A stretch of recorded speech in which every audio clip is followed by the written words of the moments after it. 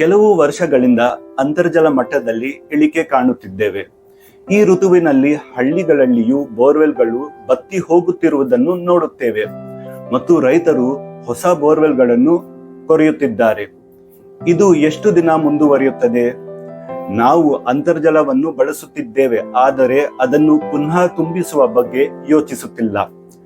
ನಾವು ನಮ್ಮ ಅಭ್ಯಾಸಗಳನ್ನು ಬದಲಾಯಿಸದಿದ್ದರೆ ನಾವು ವಿಪತ್ತಿನ ಪರಿಸ್ಥಿತಿಯಲ್ಲಿ ತಲುಪುತ್ತೇವೆ.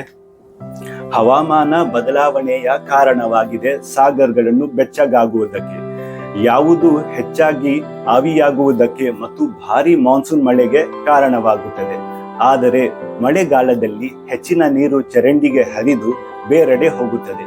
ಈ ನೀರನ್ನು ನಗರಗಳಲ್ಲಿ ಮತ್ತು ಹೊಲಗಳಲ್ಲಿ ಮಳೆ ನೀರು ಕೊಯ್ಲು ಮಾಡುವ ಮೂಲಕ ಸಂರಕ್ಷಿಸಬೇಕಾಗಿದೆ. ಇದನ್ನು ಕೆಲವರು ಈಗಾಗಲೇ ಮಾಡಿದ್ದಾರೆ. ತಡವಾಗುವ ಮೊದಲು ನಾವು ಹಲವಾರು ಟನ್ಗಳಷ್ಟು ನೀರನ್ನು ಸಂರಕ್ಷಿಸಬಹುದು. ನೀರು ಜೀವನ.